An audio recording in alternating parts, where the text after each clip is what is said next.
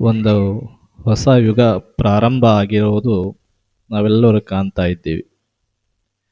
ಕಲ್ಯಾಣಕ್ಕೆ ಕಳೆ ಬಂದಿದ್ದು ಯಾವಾಗ ಅಂದ್ರೆ, ಕಲ್ಯಾಣ ತುಂಬಿದ್ದು ಯಾವಾಗ ಅಂದ್ರೆ, ಹೇಗೆ ನಿಮ್ಮ ಮನೆಯೊಳಗ ಒಂದು ಸಂಭ್ರಮಾಚರಣೆಯನ್ನು ಪ್ರಾರಂಭ ಮಾಡಿರ್ತೀರಿ. ಮದುವೆ ಆಗಿರ್ಬೋದು, ಮನೆ ಶಾಂತಿ ಆಗಿರ್ಬೋದು, ಇನ್ನೊಂದು ಮತ್ತೊಂದು ಏನೋ ಒಂದು ಕಾರ್ಯಕ್ರಮವನ್ನು ಏರ್ಪಾಡು ಮಾಡಿರ್ತಕ್ಕಂಥವ್ರು ಆಗ್ತೀರಿ. ಆ ಕಾರ್ಯಕ್ರಮಕ್ಕೆ ಎಲ್ಲ ದೂರದ ಇರ್ತಕ್ಕಂತಹ ಸಂಬಂಧಿಕರಿಗೆಲ್ಲ ಆಹ್ವಾನವನ್ನು ಕೊಟ್ಟು ಕರಿತೀರಿ. ಆಹ್ವಾನವನ್ನ ಕೊಟ್ಟು ಕರೆದ ಮೇಲೆ ಎಲ್ಲರೂ ಕೂಡ ಆ ಕಾರ್ಯಕ್ರಮಕ್ಕೆ ಬರ್ತಕ್ಕಂಥವ್ರಾಗ್ತಾರೆ. ಆದರೆ ಬಹಳ ಪ್ರಿಯವಾಗಿರ್ತಕ್ಕಂತಹ ವ್ಯಕ್ತಿಗಳು ಬರದೇ ಹೋದ್ರ ಅಂದ್ರೆ ಆ ಕಾರ್ಯಕ್ರಮಕ್ಕೆ ಕಳೆ ಬರೋದಿಲ್ಲ, ಶೋಭೆ ಬರೋದಿಲ್ಲ.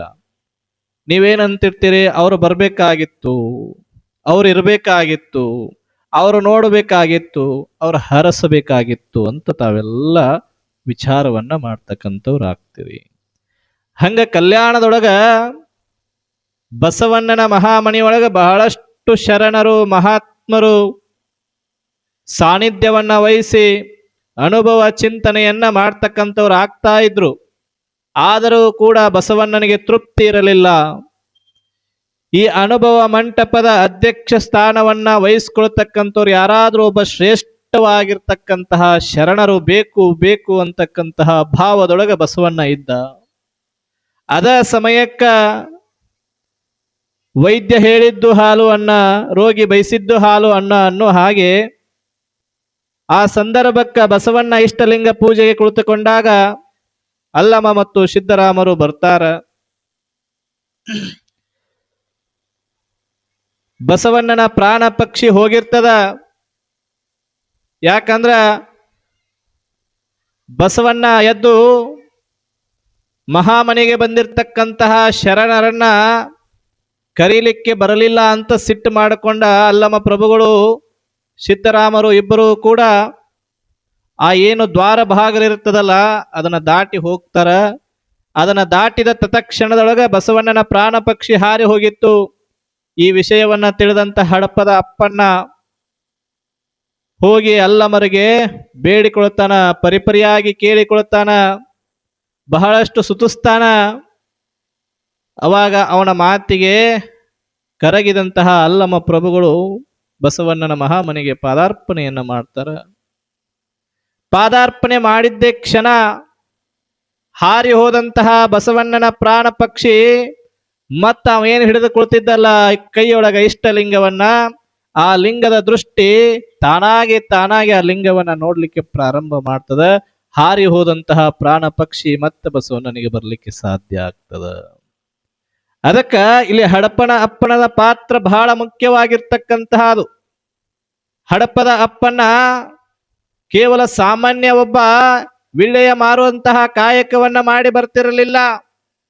ಕಾಯಕ ಮಾಡುವುದು ನನ್ನ ಕರ್ತವ್ಯ, ಕಾಯಕ ಮಾಡಿಯೇ ಜೀವಿಸಬೇಕು, ಕಾಯಕ ಮಾಡಿಯೇ ನನ್ನ ಹೊಟ್ಟೆಯನ್ನು ನಾ ತುಂಬಿಕೊಳ್ಳಬೇಕು. ನಾನು ಬಸವಣ್ಣನ ಆಪ್ತ ಕಾರ್ಯದರ್ಶಿ ಅದನು, ಬಲಗೈ ಬಂಟ ಅದನು. ಕಲ್ಯಾಣದೊಳಗ ರಾಶಿ ರಾಶಿಯಾಗಿರ್ತಕ್ಕಂತಹ ಪದಾರ್ಥಗಳು ಬಿದ್ದಿದ್ದರೂ ಕೂಡ ತಗೊಂಡು ಹೋಗಬೇಕನ್ನೋ ಭಾವ ಬರಲಿಲ್ಲ ಹಡಪದ ಅಪ್ಪನಿಗೆ. ಯಾಕ? ನಿಜ ಶರಣ ಹಡಪದ ಅಪ್ಪನ ಅಂತ ಬಿರುದು ಪಡೆದ ಅಲ್ಲಮರಿಂದ. ಸುಮ್ಮನೆ ಬಿರುದು ಪಡಲಿಕ್ಕೆ ಸಾಧ್ಯ ಇಲ್ಲ. ಇವತ್ತೇನ 1 ಲಕ್ಷ 2 ಲಕ್ಷ ಕೊಟ್ರಂದ್ರೆ ಎಂತ ಬಿರುದು ಬೇಕಾದ್ರೆ ನಿಮಗೆ ಕೊಡ್ತಾರ. ಬೇಕನ್ನ ಯಾರಿಗಾರ ಹೇಳ್ರಿ, ಕೊಡಿಸ್ತೀವಂತ. ಯಾರಿಗೆ ಬೇಕಾದ್ರೂ ಇವತ್ತ ರೊಕ್ಕ ಕೊಟ್ರ ಸಾಕು, ಎಷ್ಟು ಬೇಕಾ ಅಷ್ಟು ಬಿರುದುಗಳನ್ನ ಡಾಕ್ಟರೇಟು PhD ಏನು ಬೇಕಾದ್ರೂ ಕೊಡ್ತಾರ.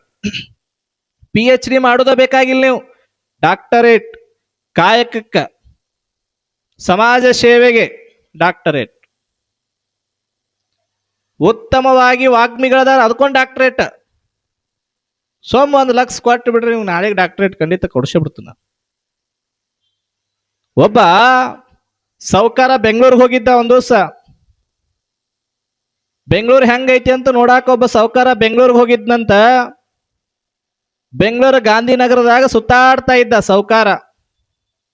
ಸುತ್ತಾಡುವಾಗ ಅಲ್ಲೊಂದು ಅಂಗಡಿ ಮ್ಯಾಗ ಬೋರ್ಡ್ ಹಾಕಿತ್ತು, ಏನಂತ ಬೋರ್ಡ್ ಹಾಕಿತ್ತು ಅಲ್ಲಿ? ಏನಂತ ಬೋರ್ಡ್ ಹಾಕಿತ್ತಪ್ಪ ಅಂದ್ರ ಇಲ್ಲಿ ಪ್ರಶಸ್ತಿಗಳು ಮಾರಾಟಕ್ಕೆ ಸಿಗುತ್ತವೆ ಅಂತ, ಪ್ರಶಸ್ತಿಗಳನ್ನ ಮಾರ್ಲಿಕ್ಕೆ ಇಟ್ಟಿದ್ದೀವಿ ಅಂತೇಳಿ ಬೋರ್ಡ್ ಹಾಕಿದ್ರು. ಇವ ಸಾವುಕಾರ ಅದನ್ನು ನೋಡಿ ಆಶ್ಚರ್ಯ ಆತವಂಗ. ಅಲ್ಲ ಅಲ್ಲ ಅಲ್ಲ, ನಮ್ಮ ಊರಾಗ ಕಾಯಿಪಲ್ಲೆ ಅಂಗಡಿ ಐತಿ ಅಂತ ಬರ್ದಾರ, ಗೊಬ್ಬರ ಅಂಗಡಿ ಐತಿ ಅಂತ ಬರ್ದಾರ, ಬಂಗಾರ ಅಂಗಡಿ ಐತಿ ಅಂತ ಬರ್ದಾರ, ಅರಬಿ ಸಿಗ್ತಾವ ಅಂತ ಬರ್ದಾರ, ಇಲ್ಲೇನು ಪ್ರಶಸ್ತಿಗಳು ಮಾರಾಟಕ್ಕೆ ಸಿಗುತ್ತವೆ ಅಂತ ಬರ್ದಾರ ಅಂತ ಆಶ್ಚರ್ಯಗೊಂಡು ಅವ ಆ ಪ್ರಶಸ್ತಿ ಅಂಗಡಿ ಒಳಗೆ ಹೋಗಿ ಅಲ್ಲಿರ್ತಕ್ಕಂತಹ ಮಾಲಕರನ್ನ ಕೇಳ್ತಾನ, ನನಗೂ ಒಂದು ಪ್ರಶಸ್ತಿ ಬೇಕಾಗೈತಿ, ಕೊಡ್ತೀರೇನೋ ಅಂದ. 5 ಲಕ್ಷ ಕೊಡ್ರಲ್ಲ, ಕೊಟ್ಟ ಬಿಡ್ತೀವಿ ಅಂದ್ರು. ಯಾವ ಯೂನಿವರ್ಸಿಟಿದು ಬೇಕು ಹೇಳ್ರಿ, ಆ ಯೂನಿವರ್ಸಿಟಿ ಒಳಗೆ ನಿಮಗೆ ಕೊಡ್ತೀವಿ ಅಂದ್ರು ಅವರು.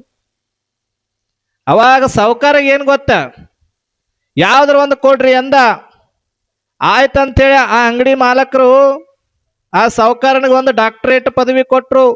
ಕೈಯಾಗ ಒಂದ ಏನಂತಿರೋಕ ಮೊಮೆಂಟೋ, ಆಮೇಲೆ ಒಂದು ಪದಕ, ಆಮೇಲೆ ಸಹಿ ಮಾಡಿರ್ತಕ್ಕಂತಹ ಒಂದು ಪತ್ರ, ಇದೆಲ್ಲವನ್ನು ರೆಡಿ ಮಾಡಿ ಸಾವುಕಾರನಿಗೆ ಕೊಟ್ಟು ತಗೊಂಡು ಹೋಗ್ರಿ ಸಾವುಕಾರ ಇನ್ನ ಅಂದ್ರು ಅವರು. ಸಾವುಕಾರಕ್ಕೆ ಬಹಳ ಖುಷಿ ಆತು, ನಾ ಏನೂ ಮಾಡೇ ಇಲ್ಲ, ಎಂತೂ ಮಾಡೇ ಇಲ್ಲ, ನನಗೊಂದು ಡಾಕ್ಟರೇಟ್ ಪದವಿ ಕೊಟ್ಟಾರಲ್ಲ ಅಂತೇಳಿ ಬಹಳ ಸಂತೋಷ ಆತು. ಊರಿಗೆ ಬರ್ಲಿಕ್ಕೆ ತಯಾರಾಗಿದ್ದ. ಮಧ್ಯದೊಳಗೆ ಅವನಿಗೊಂದು ನೆನಪಾತ್, ಏನು, ನನ್ನ ಜೊತೆಗೆ ಬಹಳ ಸೇವೆ ಮಾಡ್ತದ, ನನ್ನ ಕುದುರೆಗೆ ಒಂದು ಪ್ರಶಸ್ತಿ ತಗೊಳ್ಬೇಕು, ನನ್ನನ್ನು ಹತ್ತಿಸ್ಕೊಂಡ ಓಡಾಡ್ತದ, ನನ್ನ ಜೊತೆಗೆ ನಾ ಹೋದಲ್ಲೆಲ್ಲ ಬರ್ತದ, ಆ ಕುದುರೆಗೆ ಒಂದು ಪ್ರಶಸ್ತಿ ತಗೋಬೇಕಂತ ವಾಪಸ್ ಆ ಅಂಗಡಿಗೆ ಹೋಗಿ ಕೇಳ್ತಾನ, ನನ್ನ ಕುದುರೆಗೆ ಒಂದು ಪ್ರಶಸ್ತಿ ಕೊಡ್ತೀರೇನು ಅಂತ ಕೇಳಿದ. ಅವಾಗ ಅಂಗಡಿ ಮಾಲಕ್ ನೀ ಹೇಳಿರ್ಬೇಕ, ನಾವು ಕತ್ತಿಗಳಿಗೆ ಅಷ್ಟೇ ಪ್ರಶಸ್ತಿ ಕೊಡ್ತೀವ್ರಿ, ಕುದುರೆಗೆಲ್ಲ ಕೊಡಂಗಿಲ್ಲ ಅಂದ್ರ ಅವರು. ಅಂದ್ರೆ ಇದನ್ನ ಹೇಳೋ ಉದ್ದೇಶ ಇಲ್ಲಿ ಯಾಕಪ್ಪ ಅಂದ್ರ, ನಿಜ ಶರಣ ಹಡಪದ ಅಪ್ಪಣ್ಣ, ನಿಜ ಸುಖಿ ಹಡಪದ ಅಪ್ಪಣ್ಣ ಅಂತೇಳಿ ಅಲ್ಲಮರಿಂದ ಬಿರುದು ಪಡೆದ. ಸುಮಾರು 850 ವರ್ಷಗಳ ಹಿಂದೆ ಬಿರುದು ಪಡೆದಾನ. ಇವತ್ತು ಕೂಡ ನಿಜ ಸುಖಿಯ ಹಡಪದ ಅಪ್ಪಣ ಅಂತಾನೆ ಎಲ್ಲರೂ ಕೂಡ ಕರಿತಕ್ಕಂಥವ್ರು ಆಗ್ತಾರ. ಈಗ ಕೊಡೋ ಪ್ರಶಸ್ತಿಗಳು ಒಂದು ವಾರಕ್ಕೆ ಎಲ್ಲರೂ ಮರಿತಾರ. ಹೆಸರು ಬಾಳ ಉದ್ದಾತಂದ್ರೆ ಅದನ್ನು ಶಾರ್ಟ್ ಮಾಡಿ ತೆಗೆದೋಗಿತಾರ. ಆದ್ರ ನಿಜವಾಗಿರ್ತಕ್ಕಂತಹ ಇಷ್ಟಲಿಂಗದಲ್ಲಿ ಸುಖವನ್ನ ಕಂಡಿರ್ತಕ್ಕಂತಹದ್ರಿಂದ ನಿಜ ಸುಖಿ ಹಡಪದ ಅಪ್ಪಣ್ಣ ಅಂತೇಳಿ ಅಲ್ಲಮರಿಂದ ಬಿರುದು ಪಡಿತಾನೆ. ಯಾಕಂದ್ರ ಬಸವಣ್ಣನನ್ನ ಪ್ರಾಣ ಪಕ್ಷಿ ಹಾರಿ ಹೋಗಿತ್ತು. ಬೇರೆ ಯಾರಾದ್ರೂ ಆಗಿದ್ರ ಹೋಗ್ಲಿ ಬಿಡ, ಬಸವಣ್ಣ ಹೋಗ್ಯಾನಾಳ ಅಂತ ಬಿಡಬಹುದಾಗಿತ್ತು. ಆದ್ರ ಹಡಪನ ಬಿಡಲಿಲ್ಲ, ಅಪ್ಪನ್ನ ಬಿಡಲಿಲ್ಲ. ಅಲ್ಲಮರನ್ನ ಕಾಲಿಡ್ಕೊಂಡ, ಗೋಳಾಡಿ ಅತ್ತ, ನೀವು ಬರಲಿಲ್ಲ ಅಂದ್ರ ಕಲ್ಯಾಣವಾಗಿ ಉಳಿಯೋದಿಲ್ಲ. ಬಸವಣ್ಣನ ಪ್ರಾಣ ಪಕ್ಷಿ ಜಂಗಮರ ಪಾದದ ಧೂಳಿನೊಳಗದ. ಜಂಗಮರ ದರ್ಶನ ಆಶೀರ್ವಾದದಿಂದ ಮಾತ್ರ ಬಸವಣ್ಣನ ಪ್ರಾಣ ಪಕ್ಷಿ ಬರ್ಲಿಕ್ಕೆ ಸಾಧ್ಯದ. ಅಲ್ಲಮ್ಮ ನೀವು ಬರಬೇಕು ಅಂತ ಪರಿಪರಿಯಾಗಿ ಬೇಡಿಕೊಂಡ. ಅವನ ಬೇಡಿಕೊಂಡಿದ್ದಕ್ಕ ಅಲ್ಲಮ್ಮರು ಬರ್ತಾರ. ಬಸವಣ್ಣನ ಪ್ರಾಣ ಪಕ್ಷಿ ಮತ್ತೆ ಬರ್ತದ. ಅವಾಗ ಬಸವಣ್ಣನ ಹೊಗಳುವುದಿಲ್ಲ ಅಲ್ಲಮರು. ಬಸವಣ್ಣ, ನೀನು ಜೊತೆಯಲ್ಲಿ ಎಂತಹ ಮಾಣಿಕ್ಯವನ್ನ ಇಟ್ಟುಕೊಂಡಿದ್ದೀ ಗೊತ್ತದೆ ಏನು? ಇಂಥ ಮಾಣಿಕ್ಯವನ್ನ ಎಲ್ಲಿ ಹುಡುಕಿದ್ರು ಕೂಡ ಸಿಗಲಿಕ್ಕೆ ಸಾಧ್ಯ ಇಲ್ಲ. ಈ ಮಾಣಿಕ್ಯ ಅಪರೂಪವಾಗಿರ್ತಕ್ಕಂತಹ ಮಾಣಿಕ್ಯ ಅದ. ಇದನ್ನ ಯಾವತ್ತು ಕಳ್ಕೋಬೇಡಪ್ಪ ನೀನು ಅಂತ ಹೇಳ್ತಾನ ಅಲ್ಲಮರು ಬಸವಣ್ಣನಿಗೆ. ಯಾಕ? ಸ್ನೇಹಿತರು ಕೇವಲ ನಮ್ಮ ಮಧ್ಯಕ್ಕೆ ಸಿರಿ ಸಂಪತ್ತಿದ್ದಾಗ ಬರೋರು ಸ್ನೇಹಿತರಲ್ಲ. ನಾವು ಬಹಳ ದೊಡ್ಡವರದೇವಿ, ಕಾರ್ ಒಳಗೆ ಓಡಾಡ್ತೀವಿ, ಅವನ್ ಕಾರ್ ಐತಿ, ಅವನ್ ಕಾರ್ನಾಗ ಹತ್ತಿಸ್ಕೊಂಡು ನಮ್ಮನ್ನು ಓಡಾಡ್ತಾನ, ನಮಗ ಮಜಾ ಮಾಡಿಸ್ತಾನ ಅಂತ ಹೇಳಿ ಅದನ್ನ ನೋಡಿ ಬರೋರು ನಿಜವಾದ ಸ್ನೇಹಿತರಲ್ಲ. ಅವನ ಏನ ಇರ್ಲಿ ಬಿಡಲಿ, ಅವನ ಕಷ್ಟ ಸುಖದಲ್ಲಿ ಯಾರು ಭಾಗಿಯಾಗ್ತಾರ, ಸ್ನೇಹಿತನ ಕಷ್ಟವನ್ನ ನನ್ನ ಕಷ್ಟ ಅಂತ ಸ್ವೀಕಾರ ಮಾಡಿ ಯಾರು ಅವನ ಬದುಕಿನೊಳಗೆ ಅವನಿಗೆ ಒಳ್ಳೆ ದಾರಿಯನ್ನ ತೋರಿಸಿ ಕೊಡ್ತಾರ, ಅವರು ನಿಜವಾದ ಸ್ನೇಹಿತರು ಅಂತ ಹೇಳ್ತಾರ. ಹಂಗ ಬಸವಣ್ಣನ ಜೀವದ ಗೆಳೆಯ ಆಗಿರ್ತಕ್ಕಂಥವನು ಹಡಪದ ಅಪ್ಪಣ್ಣ. ಅವನ ಜೊತೆಯಲ್ಲೇ ಕಲ್ಯಾಣಕ್ಕೆ ಬಂದಂತಹವನು ಹಡಪದ ಅಪ್ಪಣ್ಣ. ಅವನೆಲ್ಲ ಏಳು ಬೀಳುಗಳಲ್ಲಿ ನಿಂತಂತವ. ಅವನ ಸಾಧನೆಯ ಕೀರ್ತಿ ಜಗತ್ತಿಗೆ ಗೊತ್ತಾಗಲಿಕ್ಕೆ ತೋರಿಸಿಕೊಟ್ಟವ ಯಾರಂದ್ರ ಹಡಪದ ಅಪ್ಪಣ್ಣ. ಶ್ರೇಷ್ಠವಾಗಿರ್ತಕ್ಕಂತಹ ಶರಣನಾಗಿ ಕಲ್ಯಾಣದೊಳಗ ತನ್ನದೇ ಆಗಿರ್ತಕ್ಕಂತಹ ಸೇವೆಯಿಂದ ಕಲ್ಯಾಣದೊಳಗ ಬಹಳ ಅಭಿವೃದ್ಧಿಯ ಹರಿಕಾರನೆಂದೇ ಹೆಸರು ಪಡಿತಕ್ಕಂಥವನಾಗ್ತಾನ. ಅವನ ಜೊತೆಗೆ ಸಮಕಾಲಿನೊಳಗ ಅವನ ಧರ್ಮ ಪತ್ನಿಯೂ ಕೂಡ ಬರ್ತಾಳ. ಬಹಳ ಭಕ್ತಿವಂತಳು ಲಿಂಗಮ್ಮ. ಆಕಿನೂ ಕೂಡ ವಚನಕಾರ್ತಿ. ಸುಮಾರು 250ಕ್ಕಿಂತ ಹೆಚ್ಚು ವಚನಗಳನ್ನ ಆಕಿನೂ ಬರೀತಾಳ. ನೋಡ್ರಿ, ಹೆಣ್ಣು ಮಕ್ಕಳಿಗೆ ಆದ್ಯತೆಯನ್ನ ಕೊಟ್ಟಂತಹ ಸಂದರ್ಭ ಅದು. ಅವತ್ತಿನ ಕಾಲಕ್ಕೆ ಆ ತಾಯಿ ವಚನವನ್ನ ಬರಿತಾಳ. ಇವತ್ತಿನ ಕಾಲದ ತಾಯಂದಿರು ಏನು ಬರೀತಾರಪ್ಪ ಅಂದ್ರ ರಂಗೋಲಿ ಬರೀತಾರ. ಹಿಂಗ ಹೇಳಿ ಮುಗಿಸ್ತೀನಿ ಇದನ್ನ. ಇವತ್ತು ಒಂದು ಊರೊಳಗ ಮದುವೆ ಮಾಡ್ಕೊಂಡು ಒಂದು ಹೆಣ್ಣನ್ನು ಕರ್ಕೊಂಡ್ ಬರ್ಬೇಕಂತೇಳಿ ಮದುವೆ ಮನೆಗೆ ಹೋಗಿದ್ದರು. ಹುಡುಗಿ MBBS ಮಾಡಿತ್ತು, ಹುಡುಗ ಪೊಲೀಸ್ ಆಗಿದ್ದ. ಬಹಳ ಓದಿಸಿದ್ರು, ಏನೋ ಕೆಲಸ ಹಚ್ಚಿರ್ಲಿಲ್ಲ ಆಕಿ. ಒಟ್ಟ ನೀವು ಹಚ್ಚಂಗೇ ಇಲ್ಲ. ಏನಾರ ಆಗ್ಲಿ ನಮ್ಮ ಮಕ್ಕಳು ಓದಬೇಕು, ಬರೇ ಓದಬೇಕಷ್ಟ. ಅವು ಮನ್ಯಾಗ ಏನೂ ಮಾಡೋದು ಅವಶ್ಯಕತೆನೇ ಇಲ್ಲ. ಊಟ ಮಾಡಿದ ತಾಬಂಡಿ ಸುತ್ತಕ್ಕೆ ನೀವ ತೆಗಿತೀರಿ. ಇಷ್ಟು ಬಿಡಬಾರ್ದು ಮಕ್ಕಳಲ್ಲಿ. ಅವ್ರಿಗೆ ಓದುವುದರ ಜೊತೆಗೆ ಮನೆ ಸಂಸ್ಕಾರ ಹೇಳ್ಕೊಡ್ಬೇಕಾಗ್ತದ. ಅವಾಗ ಆ ತಾಯಿ ಭಾಳ ಓದಿದ್ಲು, MBBS ಆಗಿತ್ತು, ಗಂಡ ಪೊಲೀಸ್ ಆಗಿದ್ದ. ಇನ್ನೇನು ಮದುವೆ ಮಂಟಪದಲ್ಲಿ ಮದುವೆ ಎಲ್ಲ ಮುಗೀತು. ಸುರಗಿಗೆ ಎಲ್ಲ ಕೊಡ್ತೀರಿ ನೀವೇನು, ಈಗ ಒಂದು ಬಿಡಂಗಿಲ್ಲ ಬಿಡ್ರಿ. A to Z full. ಎಲ್ಲ ಮೊದಲು ಏನು ಕೊಡ್ತಿದ್ರು, ಎರಡು ಕೊಟ್ಟು ಕಳಿಸ್ತಿದ್ರು. ಈಗೇನಿಲ್ಲ, ಎಲ್ಲ ಅರ್ಧ ಅರ್ಧ ಡಜನ್. ಭಾಳ ರೊಕ್ಕಿರೋರು ಇದ್ರೂ ಒಂದೊಂದು ಡಜನ್ ಪುಕ್ಸ್ ಅವು. ವಾಟಕ, ಚಮಚೆ, plate, cooker, mixer, TV, fridge, washing machine, ಕಾಟ, ಗಾದಿ, ಹಾಸಿಗೆ ಎಲ್ಲ ಚಾಲೋನ. ಹಂಗೂ ಬಿಟ್ರೆ ಬರುವಾಗ ಒಂದು ತೊಟ್ಲನ ಕೊಟ್ಟ ಕಳಿಸ್ತಾರೆ ಅವರು. ಆ ಹುಡುಗಿ ಎಲ್ಲ ತಗೊಂಡು ಬತ್ರಿ. ಅವ ಗಂಡ ಹತ್ತಿದ, ನೋಡಂತಡಿ ಏನು ಕೊಟ್ಟಾರ ಬೀಗ್ರು ಅಂತ ಹೇಳಿ. ಎಲ್ಲ ಒಂದೊಂದು ಡಜನ್ ಇದ್ದು, ಚಮಚೆ ಮಾತ್ರ ಅರ್ಧ ಡಜನ್ ಇದ್ದು. ಇವ್ ಜಗಳನ ತೆಗದವ ಪೊಲೀಸ್. ಮೊದ್ಲ ಪೊಲೀಸ ಭಾಳ ಎಟ್ಟಿರ್ತಾರೆ ಕೆಲವರು ಪೊಲೀಸರು. ಜಗಳನ ತೆಗದವ ಪವನ್ಯಾರ ಜೊತೆಗೆ. ಎಲ್ಲ ಒಂದೊಂದು ಡಜನ್ ಕೊಟ್ಟಿರಿ, ಚಮಚೆ ಹಾಕಿ ಅರ್ಧ ಡಜನ್ ಕೊಟ್ಟಿರಿ, ಅದನ್ನು ಒಂದು ಡಜನ್ ಬೇಕಾ ಅಂದವ. ಅವು ಓಡಾಡ್ಕೊಂಡು ಹೋಗಿ ಮತ್ತೆ ತಂದು ಎಲ್ಲ ಮನೆಗೆ ತೊಗೊಂಡು ಹೋದ್ರು. ಒಂದು ಸ್ವಲ್ಪ ದಿವಸ ಆಗಂಟ್ಲೆ ಗಂಡ ಹೆಂಡತಿಗೆ ಹೇಳ್ದ, ಅಡಿಗೆ ಮಾಡಕ್ಕೆ ಬರ್ತದೆ ಇಲ್ಲೋ ಅಂದ. ಮನಗಣ ಮಾಡ್ತಾನ ಅಂದ್ಲಕ್ಕೆ. ಏನು ಮಾಡ್ತಿ ಅಂದ. ಅನ್ನ ಸಾರ ಅದೊಂದ ಕಲಿಸಿರ್ತೀರಿ ನೀವು. ಕುಕ್ಕರ್ದಾಗ ನೀರು ಹಾಕೋದು, ಮುಗಿದು ಹೋತು. ಅನ್ನ ಸಾರ ಅಂದ್ಲಕ್ಕಿ. ಅವಾಗ ಅವಂದ, ಅನ್ನ ಸಾಂಬಾರು ಏನು ಮಾಡಬೇಡ, ರೊಟ್ಟಿ ಪಲ್ಯ ಮಾಡು ಅಂದವ್. ನನಗೆ ರೊಟ್ಟಿ ಪಲ್ಯ ಮಾಡಕ್ಕೆ ಬರೋದಿಲ್ರಿ ಅಂದ. ಅವಾಗ ಓದಾಕ ಬರ್ತದಿಲ್ಲ ನಿನಗಂದವ. ಯಾಕ್ರಿ MBBS ಮಾಡ್ಸ್ಯಾರ ನಮ್ಮ ಮನ್ಯಾನವರು ಅಂದ್ಲಿ. MBBS ಲಾಂಗ್ ಫಾರ್ಮ್ ಬ್ಯಾಡ ಐತಿ, ನಾಳೆ ಹೇಳ್ತಾನ ಅದನ್ನ ಬ್ಯಾಡ. ಈಗ MBBS ಓದ್ಸ್ಯಾರ ಅಂದ್ರ ಆಕೆ ಆತು, ನಿನಗೆ ಓದಾಕ್ ಬರ್ತದಿಲ್ಲೋ, 30 ದಿನಗಳಲ್ಲಿ ಅಡಿಗೆ ಮಾಡುವ ಪುಸ್ತಕವನ್ನ ನಿನಗೆ ತಂದು ಕೊಡ್ತನು, ಓದು ಅಂದವ. ಆತು ಅಂತೇಳಿ ಹೊರಗೆ ಹೋಗಿ ಪುಸ್ತಕ ತಂದು ಕೊಟ್ಟ. ಈಗೆಲ್ಲ ನೋಡಿದ್ಲು, ಚಪಾತಿ ಹೆಂಗೆ ಮಾಡೋದು, ರೊಟ್ಟಿ ಹೆಂಗೆ ಮಾಡೋದು, ಅನ್ನ ಹೆಂಗೆ ಮಾಡೋದು, ಸಾರು ಹೆಂಗೆ ಮಾಡೋದು ಎಲ್ಲ ನೋಡಿದ್ಲು. ಲಾಸ್ಟಕ್ಕೆ ಗಂಡ ಹೋಗುವಾಗ ಹೇಳುವಾದ, ನಾವು ಹೊರಗೆ ಹೋಗಿ ಬರ್ತನು, ಬರೋದ್ರೊಳಗಾಗೆ ಸಂಜೆಗೆ ಬಿಸಿ ಬಿಸಿ ಬಜ್ಜಿ ಮಾಡಿಟ್ಟಿರು ಅಂತೇಳಿ. ಇಕ್ಕಿ ಫಸ್ಟ್ನೇ ಪಾಣ ತೆಗ್ದಕ್ಕೆ ಲಾಸ್ಟ್ನೇ ಪಾಣ ತಕನು ಓದಿ ಲಾಸ್ಟಕ್ಕೆ ಬಜ್ಜಿ ಮಾಡೋದು ಅಂತೇಳಿ ಬರ್ದಿತ್ತು. ಓದ್ಲು, ಖುಷಿ ಆತಿಗೆ. ಇಲ್ಲೈತಿ ಬಜ್ಜಿ ಮಾಡೋದು ಅಂತೇಳಿ. ಏನೇನು ಬೇಕು ಬಜ್ಜಿ ಮಾಡಕ?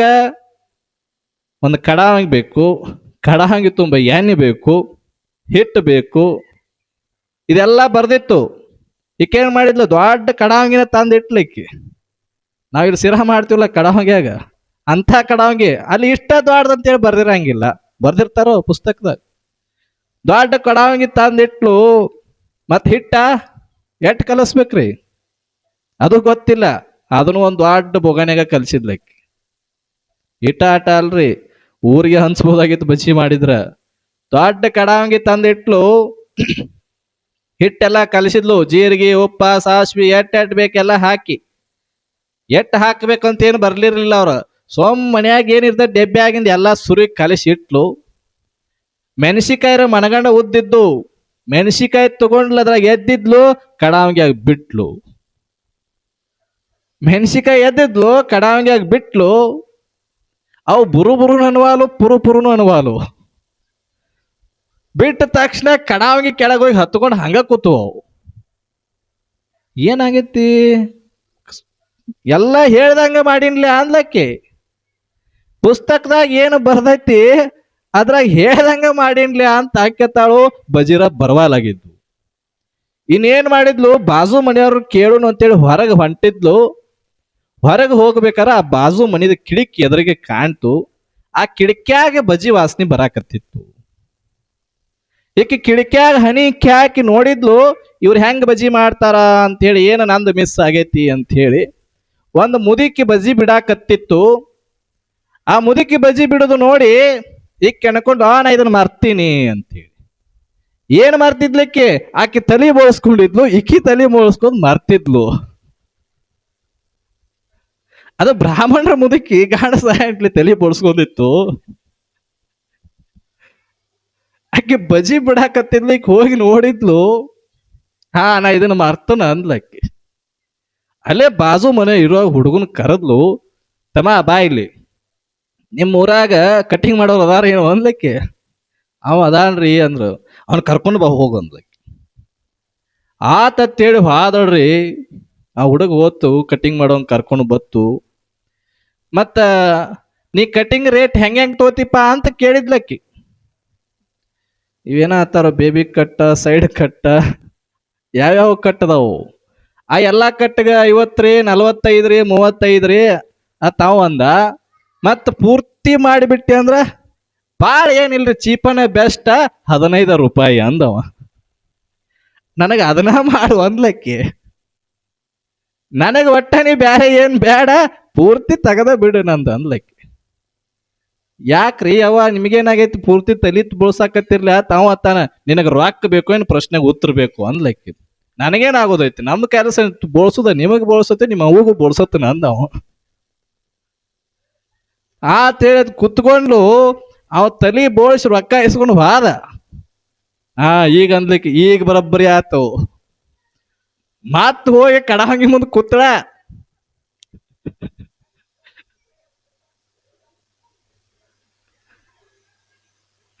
ಮತ್ ಹೋಗಿ ಕಡಹಂಗಿ ಮುಂದೆ ಕೂತ ಮೆಣಸಿಕಾಯಿ ಎದ್ದಿದ್ಲು, ಮತ್ ಒಗದ್ಲು. ಅದು ಎಳವಾಲು. ಒಟ್ಟ ಬಿಡುದ ಮಾಡಿದ್ಲು, ಎಳವಾಲ ಆಗಿದ್ವು ಅವು. ಮತ್ತೇನ್ ಮಿಸ್ ಮಾಡೀನಿ ಅಂತೇಳಿ ನೋಡಾಕ್ ಹೋದ್ಲು. ಮತ್ತೆ ಎದ್ದು ಏನ್ ಮಿಸ್ ಮಾಡೀನಿ ಅಂತೇಳಿ ನೋಡಾಕ್ ಹೋದ್ಲು. ಹೋಗುದ್ರಾಗ ಗಂಡ ಹೊರಗಿಂದ ಒಳಗ್ ಬಾಗಿಲ್ದಾಗ ಬಂದ. ಅಕ್ಕವ್ರ ನಮಸ್ಕಾರ ಅಂದವ.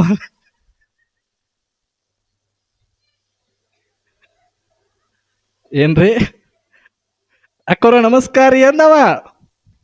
ಅವಂಗೇನ್ ಗೊತ್ತ, ಹೋಗುವಾಗ ಆಕಾರ ಬ್ಯಾರೆ ಇತ್ತು, ಬರುವಾಗ ಆಕಾರ ಬ್ಯಾರೆ ಆಗಿತ್ತು. ಆಕೆ ಅಂದ್ಲ, ನಾ ಅಕ್ಕವ್ರ ಅಲ್ರಿ, ನಿಮ್ ಮನೆಯವ್ರ ಅಂದ್ಲಕ್ಕೆ. ನಾ ಅಕ್ಕವ್ರ ಅಲ್ರಿ, ನಿಮ್ ಮನೆಯವ್ರ ಅಂದ್ಲ. ಇದ್ಯಾಕ ಹಿಂಗಾಗಿ ಅಂದವ. ಇದ್ಯಾಕ ಹಿಂಗಾಗಿ ಅಂದ. ಬಜಿ ಮಾಡಾಕತ್ತಿದನ್ರಿ, ಬಜಿ ಬರವಾಲಾಗಿದ್ದು, ಏನ್ ಮಿಸ್ ಆಗೈತಿ ಅಂತೇಳಿ ಬಾಜು ಮನ್ಯಾಗ ಹೋಗಿ ನೋಡಿದ್ನಿ. ಆ ಬಾಜು ಮನ್ಯಾಗ ತಲಿ ಬಳಸ್ಕೊಂಡ್ ಬಜಿ ಮಾಡಾಕತ್ತಿದ್ಲು, ಬಜಿ ಬರಾಕತ್ತಿದ್ವು. ಅದಕ್ಕ ನಾನು ತಲಿ ಬಳಸ್ಕೊಂಡ್ ಬಿಟ್ನಿ ಅಂದ್ಲಕ್ಕಿ. ಎಂತ ಹುಚ್ಚ ಮಂಗ್ಯ ಅದಿ ಅಂದವ. ಬಜಿ ಮಾಡಕ್ ಯಾರ ತಲಿ ಬಳಸ್ಕೊತಾರ ಏನ? ಅವ್ರ ಮನಿಗ್ ಹೋಗಿ ನೋಡಿಲ್ಲ, ಅದು ಬ್ರಾಹ್ಮಣರ ಮುದುಕಿ ಗಂಡ ಸತ್ತೈತಿ, ತಲಿ ಬಳಸ್ಕೊಂಡ್ ಕೂತೈತಿ. ನಾ ಇನ್ನೂ ಸತ್ತೇ ಇಲ್ಲ, ನೀ ಈಗ ಬಳಸ್ಕೊಂಡಿಯಲ್ಲ ಅಂದವ ಗಂಡ.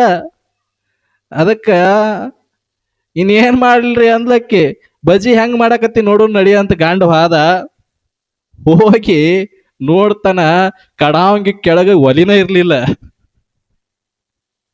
ಕಡಾವಂಗಿ ಕೆಳಗ ಒಲಿ ಇರ್ಲಿಲ್ಲ, ಒಲಿ ಪುಟನೇ ಆಗಿರ್ಲಿಲ್ಲ.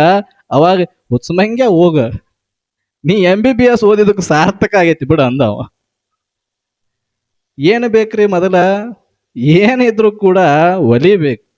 ಒಲಿಗೆ ಬೆಂಕಿ ಬೇಕು. ಬೆಂಕಿ ಇತ್ತಂದ್ರೆ ಎಣ್ಣೆ ಕಾಯ್ತದ. ಎಣ್ಣೆ ಕಾದ ಮ್ಯಾಗ ಅದ್ರೊಳಗೆ ಬಜಿ ಬಿಟ್ರೆ ಬುರು ಬುರು ಬುರು ಅಂತ ಸೌಂಡ್ ಬರ್ತದ. ಮತ್ ಏನೋ ಮಾಡದನ ಬಜಿ ಮಾಡಕ್ ಕೂತ್ರ ಏನೋ ತಿಳಿದೇ ಇದ್ದವ್ರು, ಗಂಧ ಗಾಳಿನ ಗೊತ್ತಿಲ್ಲದೆ ಇದ್ದವ್ರು ಕೇವಲ ಪುಸ್ತಕದೊಳಗ ಬದನೆಕಾಯಿ ಹುಡುಕಿದವರು ಇವರು, ರೇಟ್ ಕೇಳಕ್ ಹೋದವ್ರು ಇವರು. ಅವ್ರಿಗೆ ಹೆಂಗ್ ಗೊತ್ತಾಗ್ಲಿಕ್ಕೆ ಸಾಧ್ಯ ಆಗ್ತದ? ಆಗೋದಿಲ್ಲ. ಅದಕ್ಕ ಇಲ್ಲಿ ಅಪ್ಪನನ ಹೆಂಡತಿಯನ್ನ ಸ್ತ್ರೀ ಕುಲಕ್ಕೆ ಮಾದರಿಯಾಗಿ ಕೊಡ್ತಾರ. ಗಂಡನ ಜೊತೆಯಲ್ಲಿ ಕಾಯಕ ಮಾಡಿದಳು. ಕಲ್ಯಾಣದ ಎಲ್ಲರ ಮನೆಗೂ ಕೂಡ ವಿಳ್ಯದೆಲೆ ಹಾಕ್ಲಿಕ್ಕೆ ಹೋದಳು. ಕಲ್ಯಾಣದ ಎಲ್ಲ ಶರಣರ ಸೇವೆಯನ್ನ ಮಾಡ್ತಾಳ. ಒಂದು ಹೆಣ್ಣು ಯಾವ ರೀತಿ ಸಮಾಜದೊಳಗ ಬದುಕಬೇಕು, ಬದುಕಿ ಯಾವ ರೀತಿ ತೋರಿಸಬೇಕು ಅಂತಕ್ಕಂಥದನ್ನ ಲಿಂಗಮ್ಮ ತೋರಿಸಿ ಕೊಡ್ತಾಳ. ವಚನಕಾರ್ತಿ ಆಗ್ತಾಳ. ಕಲ್ಯಾಣದೊಳಗ ಅಪ್ಪನಿಗೆ ಎಷ್ಟು ಸ್ನಾನಮಾನ ಸಿಕ್ಕಿತ್ತು ಅಷ್ಟೇ ಸ್ಥಾನಮಾನ ಮತ್ತೆ ಯಾರಿಗಾದ್ರೂ ಸಿಕ್ಕಿತ್ತಂದ್ರೆ ಅದು ಅಪ್ಪನ ಹೆಂಡತಿ ಲಿಂಗಮ್ಮನಿಗೆ ಅಂತಕ್ಕಂಥ ಮಾತನ್ನ ಇಲ್ಲಿ ಹೇಳ್ಕೊಂಡು ಬರ್ತಕ್ಕಂಥವ್ರು ಆಗ್ತಾರ. ಅದಕ್ಕೆ ನಾವೆಲ್ಲರೂ ಕೂಡ ಸ್ತ್ರೀ ಕುಲ ಅಂತಕ್ಕಂಥದ್ದು ಬಹಳ ಶ್ರೇಷ್ಠವಾಗಿರ್ತಕ್ಕಂಥದ್ದು. ಅದನ್ನ ನಾವು ಕನಿಷ್ಠ ಯಾವತ್ತು ಮಾಡ್ಕೊಳ್ಬಾರ್ದು. ಶ್ರೇಷ್ಠವಾದಂತಹ ಬದುಕನ್ನೇ ಬದುಕಬೇಕು. ಅದಕ್ಕ ಆಚಾರವಂತರಾಗಬೇಕು, ಧರ್ಮವಂತರಾಗಬೇಕು ಅಂತ ಹೇಳೋದು ಯಾವ್ದಕ್ಕಪ್ಪ ಅಂದ್ರ ಇದೇ ಉದ್ದೇಶವಾಗಿ ಹೇಳ್ಕೊಂಡು ಬರ್ತಾರ. ಅದಕ್ಕೆ ಅಪ್ಪನನ ಕಾಯಕದೊಳಗ ಹೆಂಡತಿ ಪಾಲಿಸ್ಕೋತಾಳ. ಬರೇ ರೊಕ್ಕದಾಗ ಪಾಲಿಸ್ಕೊಳ್ಳೋದಿಲ್ಲ, ಬರೇ ರೊಕ್ಕ ರೂಪಾಯಿ ಒಳಗ ಪಾಲಿಸ್ಕೊಳ್ಳೋದಿಲ್ಲ. ಅವಳು ಕಾಯಕದಲ್ಲೂ ಕೂಡ ಪಾಲಿಸ್ಕೊಂಡು ಸೇವೆಯನ್ನ ಮಾಡ್ತಕ್ಕಂಥವಳು ಅಪ್ಪನನ ಹೆಂಡತಿ ಆಗ್ತಕ್ಕಂಥವಳು ಆಗ್ತಾಳ. ಅದಕ್ಕೆ ನಾವೆಲ್ಲ ಏನು ಮಾಡಬೇಕಾಗೈತಿ ಇವತ್ತಿನ ದಿವಸ ಅಂದ್ರೆ, ಶರಣರು ಯಾವ ದಾರಿಯೊಳಗ ನಡೆದರು, ಶರಣರು ಯಾವುದಕ್ಕೆ ಪ್ರಾಮುಖ್ಯತೆಯನ್ನು ಕೊಟ್ಟರು, ಕಾಯಕ ಮತ್ತು ದಾಸೋಹ ಇವೆರಡಕ್ಕೆ ಮಾತ್ರ ಬಹಳ ಪ್ರಾಮುಖ್ಯತೆಯನ್ನು ಕೊಟ್ಕೊಂಡ್ಬಂದ್ರು. ಅದರ ಜೊತೆಗೆ ನಿಷ್ಠೆಯಿಂದ ದುಡಿಬೇಕು, ಮೋಸ ಮಾಡಬಾರದು. ಅದಕ್ಕೆ ಹೇಳ್ತಾರ, ಒಂದು ವಚನದೊಳಗೆ ಹೇಳ್ತಾನ, ನುಡಿದರೆ ಗುರುವಾಗಿ ನುಡಿಬೇಕು, ನಡೆದರೆ ಪರವಾಗಿ ನಡೆಯಬೇಕು, ಕುಳಿತರೆ ಲಿಂಗವಾಗಿ ಕುಳಿತುಕೊಳ್ಳಬೇಕು, ಇದ್ದರೆ ಜಂಗಮವಾಗಿ ಇರಬೇಕು. ಈ 4 ಇರದವರನ್ನ ಎಷ್ಟು ದಿನ ಎಂಬರು ಅಂತ ಹೇಳ್ತಾನ. ನೋಡ್ರಿ, ನುಡಿದರೆ ಗುರುವಾಗಿ ನುಡಿಬೇಕು ಅಂದ್ರ ನಾವು ಮಾತಾಡುವ ಮಾತುಗಳು ಹೆಂಗಿರಬೇಕಪ್ಪ ಅಂದ್ರ ಅವು ಹೆಂಗ ಕೂಡಿರ್ಬೇಕಪ್ಪ ಅಂದ್ರ ಅವು ಜ್ಞಾನದಿಂದಲೇ ಕೂಡಿರ್ಬೇಕು. ಒಬ್ಬ ವ್ಯಕ್ತಿ ಒಳಗಿರ್ತಕ್ಕಂತಹ ಅಜ್ಞಾನವನ್ನ ಹೋಗಲಾಡಿಸಿ ಅವನ ಮನಸ್ಸಿಗೆ ಒಂದಿಷ್ಟು ಶಾಂತಿ ಸಮಾಧಾನವನ್ನ ತಂದು ಕೊಡ್ತಕ್ಕಂತಹ ಮಾತುಗಳನ್ನೇ ಆಡಬೇಕು ಅಂತ ಹೇಳ್ತಾನ. ನಾವು ಏನಾರ ಮಾತಾಡಕ್ ಕೂತೀವಿ ಅಂದ್ರ ಆ ಮುಂದಕ್ಕೆ ಕೂತವನ ಮನಸ್ಸು ಒಂದಿಟ್ಟು ಕೂಡಿತ್ತು ಅಂದ್ರೆ ಅದನ್ನ ಒಡೆದು ಛಿದ್ರ ಆಗ್ತದ. ಅಂತಹ ಮಾತುಗಳನ್ನ ಆಡ್ತಾರ. ಆ ಮಾತುಗಳಿಂದ ಏನನ್ನೂ ಕೂಡ ಸಿಗಲಿಕ್ಕೆ ಸಾಧ್ಯ ಇಲ್ಲ. ಅದಕ್ಕೆ ಅಪ್ಪನ್ನ ನುಡಿದರೆ ಗುರುವಾಗಿ ನುಡಿಬೇಕು. ಮತ್ತೆ ಹೇಳಿದ, ನಡೆದರೆ ಪರವಾಗಿ ನಡಿಬೇಕು. ಅಂದ್ರ ಹಿಂದ ಮುಂದ ಮಾತಾಡೋ ಅವಶ್ಯಕತೆ ಇಲ್ಲ ಅನ್ನೋ. ನೇರವಾಗಿ ಮಾತಾಡು, ನೇರವಾಗಿ ಹೇಳು, ಇದ್ದದ್ದನ್ನು ಇದ್ದಾಗ ಹೇಳ್ತಕ್ಕಂಥವನಾಗು, ಸತ್ಯದ ಮಾತುಗಳನ್ನೇ ಆಡು, ಸುಳ್ಳನ್ನ ಆಡಬೇಡ. ಸುಳ್ಳಕ್ಕ ಸುಖ ಇಲ್ಲ, ಸತ್ಯಕ್ಕೆ ಸಾವಿಲ್ಲ. ಸತ್ಯ ಯಾವಾಗ್ಲೂ ಶಾಶ್ವತ. ಆದ್ರ ಹೊರಗೆ ಬರೋದು ಒಂದಿಟ್ಟು ತಡ ಆದ್ರೂ ಕೂಡ ಅದು ಶಾಶ್ವತವಾಗಿ ಉಳಿತದ. ಅದಕ್ಕ ನೀ ಸತ್ಯವಾಗಿರ್ತಕ್ಕಂತಹ ಮಾತುಗಳನ್ನೇ ಆಡುವಂತ ಅಪ್ಪನ್ನ ಹೇಳ್ತಾನ. ಅದಕ್ಕ ಕುಳಿತರೆ ಲಿಂಗವಾಗಿ ಕುಳಿತುಕೊಳ್ಳಬೇಕು. ಪರ ವಿರೋಧದ ಮಾತುಗಳ ಮಧ್ಯದೊಳಗ ನೀ ಹೆಂಗಿರಬೇಕಪ್ಪ ಅಂದ್ರ ಲಿಂಗವಾಗೇ ಇರಬೇಕು. ಗುಡಿ ಒಳಗ ದೇವ್ರ ಹೆಂಗ ಕೂತಾನ, ಅಲ್ಲಿ ಹೊಗಳೋರು ಬಂದು ಕುಂದಿರ್ತಾರ, ತೆಗಳೋರು ಬಂದು ಕುಂದಿರ್ತಾರ, ಪೂಜಿಸೋರು ಕುಂದಿರ್ತಾರ, ಪೂಜೆ ಮಾಡದೇ ಇದ್ದವರು ಕುಂದಿರ್ತಾರ. ಅವ್ರೆಲ್ಲರೂ ಕೂತರು, ಅವನ ಚಿತ್ತ ಬದಲಾಗಿಲ್ಲ. ಅವನ ಚಿತ್ತ ಏಕಭಾವದಿಂದ ಹೆಂಗಿರ್ತದೋ ನೀನು ಕೂಡ ಅದೇ ರೀತಿಯೊಳಗಿರಬೇಕು. ಸುತ್ತಲೂ ಕೂಡ ಎಲ್ಲರೂ ಒಳ್ಳೆಯವರೇ ಇರೋದಿಲ್ಲ. ನಮ್ಮ ಸುತ್ತಮುತ್ತಲೂ ಎಲ್ಲರೂ ಒಳ್ಳೆಯವರು ಇರ್ಲಿಕ್ಕೆ ಸಾಧ್ಯವೇ ಇಲ್ಲ. ಒಂದಿಷ್ಟು ಜನ ಕೆಟ್ಟವರು ಇರ್ತಾರ, ಒಂದಿಷ್ಟು ಜನ ಒಳ್ಳೆಯವರು ಇರ್ತಾರ. ಒಳ್ಳೆಯವ್ರ ಮಾತು ಕೇಳು, ಕೆಟ್ಟವ್ರ ಮಾತು ಕೇಳು. ಆದ್ರ ನಿನಗೆ ಯಾವುದು ಬದುಕಿಗೆ ಒಳ್ಳೇದು ಅನಿಸ್ತದಲ್ಲ ಅದನ್ನು ಮಾತ್ರ ಸ್ವೀಕಾರ ಮಾಡು. ಇನ್ನೊಬ್ಬರಿಗೆ ನೀನ್ ಏನನ್ನೂ ಅನ್ನದೇ ಹಾಗೆ ಬದುಕು ಅಂತ ಅಪ್ಪನ್ನ ಹೇಳ್ಕೊಂಡು ಬರ್ತಾರ. ಅದಕ್ಕ ಇದ್ದರೆ ಜಂಗಮನಾಗಿರು ಅಂತ ಹೇಳ್ತಾರ. ಜಂಗಮ ಸ್ಥಾನಕ್ಕ ಬಹಳ ಬೆಲೆಯನ್ನ ಕೊಟ್ಟಿರ್ತಕ್ಕಂತಹ ಪರಂಪರೆ ಯಾವ್ದಾದ್ರು ಇದ್ರೆ ಅದು ನಮ್ಮ ವೀರಶೈವ ಲಿಂಗಾಯತ ಪರಂಪರೆ ಅಂತಕ್ಕಂಥದ್ದು ನಾವು ಹೆಮ್ಮೆಯಿಂದ ಹೇಳ್ಕೊಳ್ಬೇಕಾಗ್ತದ. ಜಂಗಮನ ಸಾಕ್ಷಾತ್ ಪರಮಾತ್ಮನ ಸ್ವರೂಪದಲ್ಲೇ ಕಾಣ್ತಕ್ಕಂತಹ ಪರಂಪರೆಯೊಳಗ ನಾವೆಲ್ಲರೂ ಕೂಡ ಬಂದಂತವರಾಗಿದ್ದೀವಿ. ಜಂಗಮ ಅಂದ್ರ ಬಡವ ಬಲ್ಲಿದ ದೀನ ದಲಿತ ಯಾರನ್ನೂ ಕೂಡ ಮೇಲು ಕೇಳು ಅಂತ ನೋಡದೆ ಎಲ್ಲರಿಗೂ ಕೂಡ ಸಮನಾಗಿ ಆಶೀರ್ವಾದವನ್ನ ಮಾಡ್ತಕ್ಕಂತಹ ಭಾವ ಇರೋರು ಯಾರಾದ್ರೂ ಅಂದ್ರೆ ಅದು ಜಂಗಮರು ಅಂತ ಅನ್ಕೊಂಡು ಬರ್ತಾರ. ಈ ತರ ಅವರಾಗಿ ನೀರು ಈ ನಾಲ್ಕು ಇರದಿದ್ದರೆ ಅವನು ಮನುಷ್ಯನಲ್ಲ ಅಂತ ಹಡಪ್ಪದ ಅಪ್ಪನ ಇಲ್ಲಿ ಬಹಳ ಮಾರ್ಮಿಕವಾಗಿ ಹೇಳ್ಕೊಂಡು ಬರ್ತಕ್ಕಂಥವನಾಗ್ತಾನ. ಅದಕ್ಕೆ ನಾವೆಲ್ಲರೂ ಕೂಡ ಶರಣರ ಬದುಕು ಯಾಕ ಸ್ವಾರ್ಥದಿಂದ ಕೂಡಿರ್ಲಿಲ್ಲ, ನಿಸ್ವಾರ್ಥದಿಂದ ಯಾಕೆ ಕೂಡಿತ್ತು ಅಂದ್ರೆ ಅವರು ತಿಳ್ಕೊಂಡಿದ್ರು ಇಲ್ಲಿ ಕಣ್ಣಿಗೆ ಕಾಣುವ ಪ್ರಪಂಚ ಎಲ್ಲ ಏನದಪ್ಪ ಅಂದ್ರ ಕ್ಷಣಿಕ ಅದ, ಇದು ಶಾಶ್ವತವಲ್ಲ, ಇದು ಒಂದು ದಿನ ಬಿಟ್ಟು ಹೋಗ್ತದ, ಬಿದ್ದು ಹೋಗ್ತದ, ಹಾಳಾಗಿ ಹೋಗ್ತದ. ಆದ್ರ ಹಾಳಾಗಿ ಹೋಗುವ ಪ್ರಪಂಚದೊಳಗೆ ನಾವಿದ್ದರೂ ಕೂಡ ನಮ್ಮ ಸಾಧನೆ ಹಾಳಾಗಬಾರದು. ನಾವು ಮಾಡುವಂತಹ ಕಾಯಕ ಮುಂದಿನ ಪೀಳಿಗೆಗೆ ಅಜರಾಮಜರವಾಗಿ ಉಳಿಬೇಕು ಅನ್ನೋ ಭಾವದಿಂದ ಶರಣರು ಬದುಕಿ ಬಾಳಿದರು. ಅವರು ಬದುಕಿ ಬಾಳಿದಂತಹ ಸಮಯವನ್ನ ನೀವೆಲ್ಲ ನೆನೆಸಿಕೊಂಡು ಅವ್ರ ಹೆಂಗ ಬದುಕಿದರೆ ಮಾತ್ರ ನಮ್ಮ ಬದುಕು ಸಾರ್ಥಕ ಆಗ್ತದ ಅನ್ನೋ ಮಾತನ್ನ ಈ ಸಂದರ್ಭದಲ್ಲಿ ಹೇಳಿ, ಮುಂದೆ ಏನಾಗ್ತದ ಅನ್ನೋದನ್ನ ನಾಳಿನ ದಿವಸ ನೀವೆಲ್ಲರೂ ಕೂಡ ನೋಡೋಣ ಅಂತಕ್ಕಂಥ ಮಾತನ್ನ ಹೇಳಿ ಒಂದೆರಡು ಮಾತುಗಳು ವಿರಾಮ ಕೊಡ್ತೇವೆ. ಓಂ ತತ್ಸತ್.